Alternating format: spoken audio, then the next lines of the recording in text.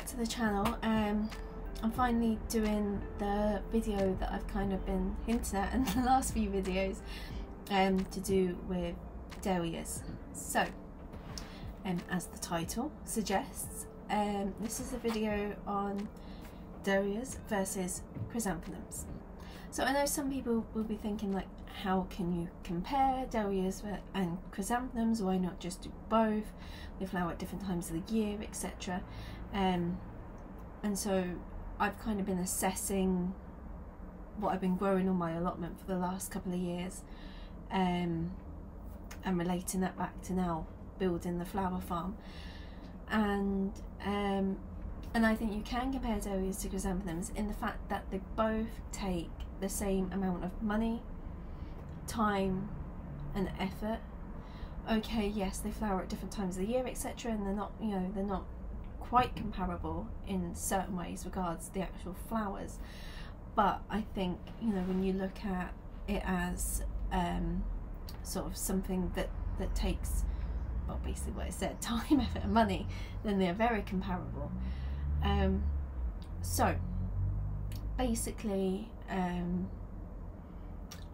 had some issues. I think a lot of people have had issues this winter with dahlia tubers, and I'd already been thinking things about dahlias previously that's kind of this winter's kind of solidified those ideas. So basically, when I started growing dahlias, I was like, oh my gosh, these are amazing. And even though some flower farmers were like, yeah, don't go and buy all the dahlias and grow all the dahlias because not all of them are suitable for cut flowers, I completely ignored that advice and I went and bought all of the dahlias. And I think if I add up how much I've spent on dahlias the last few years, it's a lot, and I've been gifted a lot. It's in the hundreds at least. And last year I was like, yeah, I've got all the dahlias now, and it really did to hit me like how few dahlias last in the vase. And okay, they are great and amazing for event work and weddings and everything, but I'm not there. That's not what I'm doing right now, and if I do, that would be very much further down the line than where I am with the flower farm at the moment. And so after losing those of my tubers this year, I was kind of sat there and I was like, this is a lot of money, time and effort that I'm putting into this plant. I need to, you know, at some point I need to kind of cut back on something, you know. And then you've got chrysanthemums on the other side that is the same thing, you know. They're frost tender, they take the same amount of money really to buy. They're a little bit cheaper than dahlia tubers, but they take the same effort, they take the same time. There's, you know, they're frost tender, so you still got that same risk of losing the plants altogether. And I have lost some chrysanthemums this year, and so kind of the way that I look at it is, you know, I have to find a way to claw back a bit of time, money and effort, and for that to happen, one of these things that consumes a lot has to go.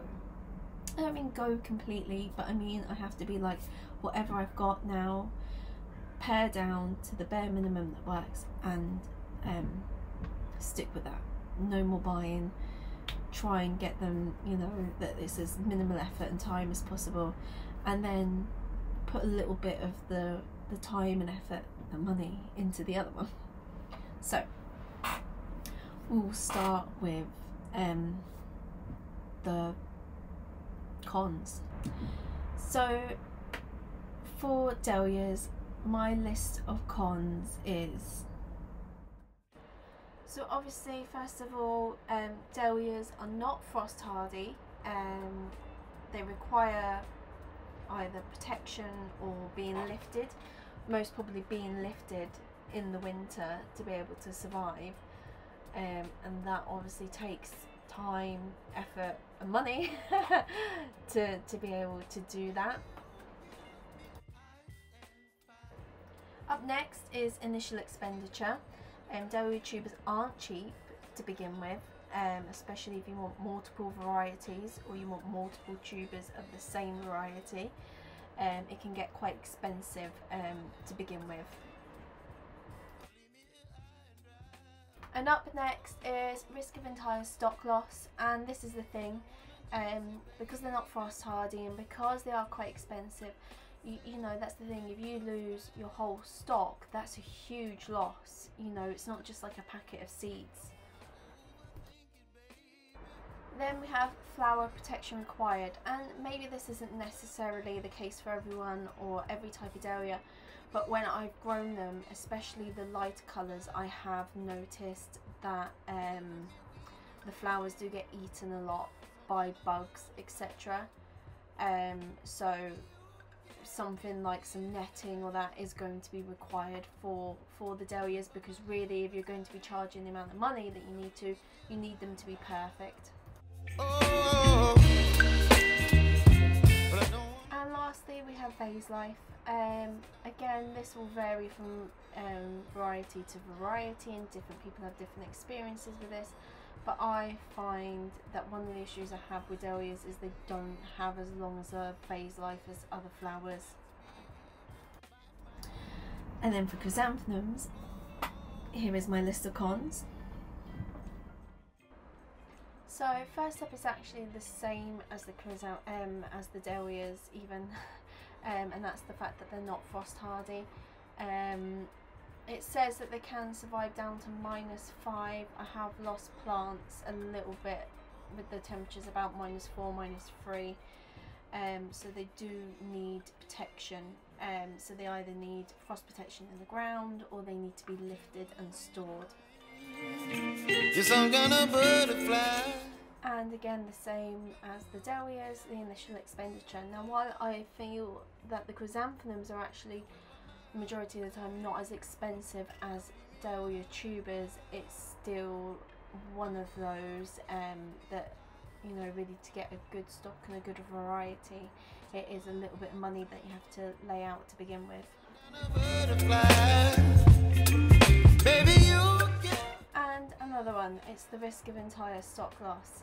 So again, it's one of those, you know, if you're like the dahlias, if you're buying a load of chrysanthemums, different varieties and everything, and you've got your plants, you do run the risk of, if the frost gets them or pest gets them or a disease, then you know that is an initial outlay of money that you've then lost, and you either have to replace or you just have to accept that loss.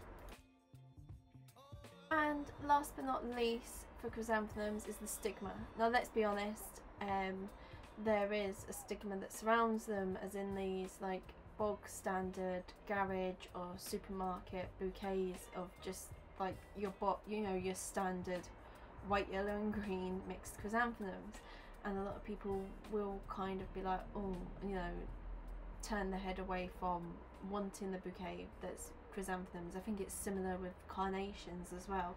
It's that kind of, you know, old-fashioned sort of stigma that goes with them.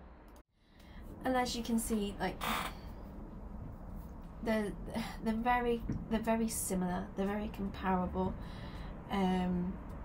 They both have quite a few cons, but the main difference, like con-wise, I think, is with the dahlias is that thing of not all of them are suitable to go in the bouquet. I wouldn't be able to put all my dahlias in, say, a market bouquet. But before I come to a conclusion, let's do the pros. So the pros for dahlias are, so first up is obviously the fact that dahlias have showy, sought after flowers, especially when it comes to weddings and events. It's pretty much industry standard now, so yeah, you know, it's one of those, if you grow a lot of dahlias, then that is kind of a revenue stream that you've got there almost automatically.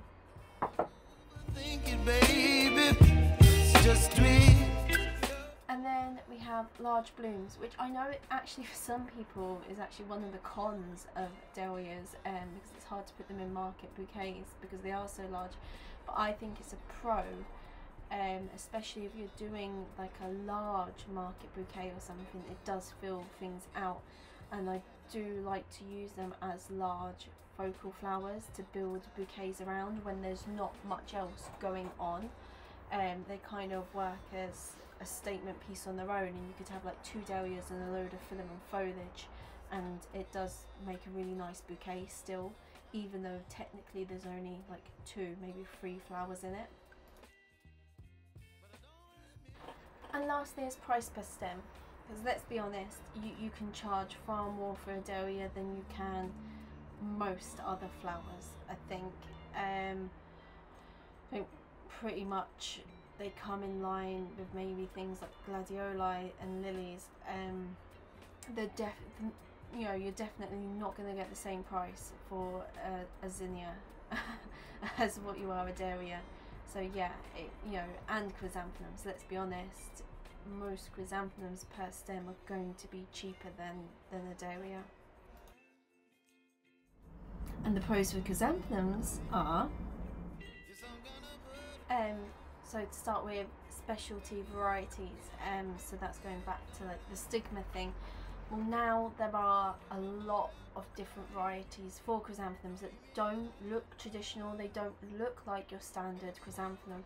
In fact, you can even grow the standard chrysanthemums and make them even bigger by snipping off side shoots, etc. So there's different things you can do with chrysanthemums that you can elevate them from what they're originally associated with now. And then we have vase life. Now most guides will tell you that chrysanthemums can last anywhere between 7 to 14 days, which is great as it is.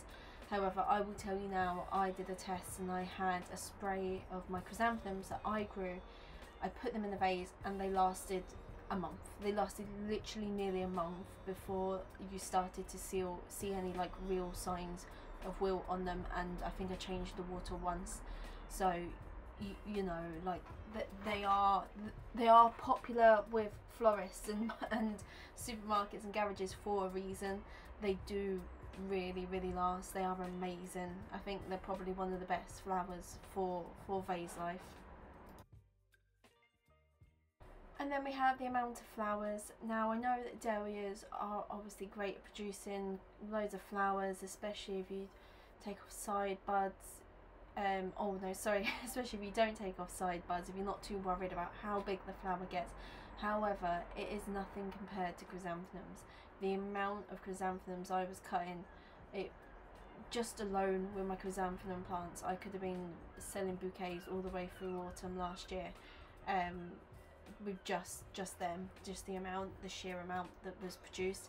And then that's the great thing with chrysanthemums, like I cut one of my plants down accidentally right to the ground, before the flowers had even fully opened. Like I completely just misjudged something.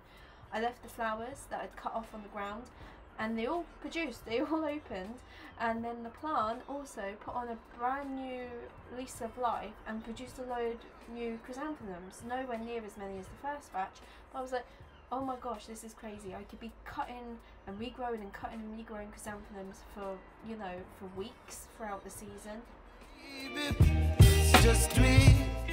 And last but not least is the fact that it can be used as a focal and a filler. Now you could maybe say the same about dahlias, especially if you grow like the pom-pom types, like the small pom-pom types. However, it's more of a prevalent thing with chrysanthemums. And it's not just the varieties, you can even grow the specialty ones and you know, don't debud and don't try and make them really big, and those sprays can be used as fillers or focals, and depending on what else you're putting in a bouquet. Whereas if you're growing like a medium or a large dahlia, that's always going to be a focal. That's the thing with chrysanthemums, even the large showy ones, depending on how you play it, because it's a spray most of the time, or even if you reduce it right down to one stem, you can mix that up a bit more. I just find it a bit more versatile when I'm trying to put bouquets together. And I think that one is the pro list. I think that kind of settles it for me. You know, you're getting more, I think, for your money with the chrysanthemums, okay, yes, you can charge more per stem for a dahlia, but unless I get booked in for a load of event or wedding work, those dahlias are going to sit in the field and do nothing, you know, apart from look pretty. Yes, I can use them for content, but do I need to invest in so much? No, I don't, not for that. Whereas chrysanthemums, you know, they are so abundant. That's the thing, that is the main thing. It's like, I know if I can get a chrysanthemum plant established, that I'm gonna get like loads and loads of flowers off of that, you know. And the fact is, you put a spray of chrysanthemums in and straight away it bulks a bouquet up, like it almost doubles the size. Okay, and maybe that way of thinking, people are thinking, oh, but isn't that kind of like, you know, old school chrysanthemum thinking, you know, put a spray of chrysanthemums in and it bulks up. But I don't grow standard chrysanthemums. I don't grow those bog standard red, you know, yellow, bright chrysanthemums that are just, you know, sat in a spray, or like the plain white chrysanthemum, you know, spray chrysanthemum. That's not what I'm growing. I'm growing specialty varieties of chrysanthemums, but yet they still have that abundance and productivity of a normal chrysanthemum. And you know, you're getting what you're investing into them back, and almost immediately within the first year. You know, my cuttings that I get all my cuttings from Chrysanthemums Direct, and they're amazing. Really good customer service, everything. Couldn't recommend them highly enough. And basically, you know, it comes as a little cut-in and you think, oh my gosh, that's going to take like forever. But no, within the first year, that's it, bang. As soon as that cut-in takes hold, you're getting flowers the first year. You're getting an abundance of flowers the first year. Okay, yes, you could say the exact same thing about dahlias, you know, that's what I'm saying, they're very comparable. But when you look at it as, I know that there's a market and that I can put the chrysanthemums in a bouquet and they're going to last. And this is the other thing, you know, if you're looking to build some sort of customer base, and you know you're wanting to establish yourself as someone who produces high quality, you know, bouquets that last, oh, chrysanthemums are your best friend. They are going to last, no matter what the variety, they're going to last weeks in a vase. Whereas a dahlia, I know for a fact that if I put anything other than like a pom-pom or a ball dahlia in a vase, within 5 days it will start to show signs. So, yeah, okay, if you cut it and continue changing your water, it probably will last a bit longer. But when I do my vase sort of checks to see how long something lasts, I actually don't cut and change the water, because let's be honest, as flower farmers, we know the best thing to do, and we can tell a customer, look, the best way for you to get the most out of these flowers is to cut them and change the water, and they'll go, yeah, great. Let's be honest, how many people are going to do it? I'm telling you now. You will have a large amount of customers that won't. They're busy. People are busy. People don't always do that. They might change the water once, and then you'll get some customers that won't change the water. And okay, that's not our fault if the flowers don't last as long, because they're not doing that. But at the end of the day, that's why I do my Vars checks without really changing the water and cutting the flowers, is because I like to know, like, if worst case scenario, if someone buys this bouquet, takes it home and puts it in a vase and does nothing to it, is it gonna be within like 3 days lying dead on whichever surface they put it on, you know, with petals everywhere? Because that's no good. I wouldn't use flowers that are that prone to wilting that quickly. And the fact is, dahlia is one of the ones that is pretty bad. Let's be honest, like some of them just don't last. They don't have that longevity. Some of them, you know, will start wilting 4 or 5 days down the line, maybe even earlier, some of them. And that's just the nature of the flower, and that's why they're amazing for event work, but not so great in a bouquet to be taken home. Whereas chrysanthemums, they're just all round amazing. That's the thing, and I never thought I'd say that. It makes me think maybe I should reconsider carnations as well. That's one of those ones that I was like, no way would I grow carnations. Oh, how old-fashioned. But now I'm thinking, maybe that's something else that I need to give a shot. So yeah, for me the outcome, I think it's pretty obvious. Dahlias versus chrysanthemums. It's chrysanthemums that have won the day. Like I said, that doesn't mean I'm gonna get rid of dahlias. I'm gonna plant what I managed to save. When they grow, I am going to look at which ones last the longest in a vase, and I'm really going to curtail the collection right down. I don't want that many. I'll happily have like 4 varieties of dahlias.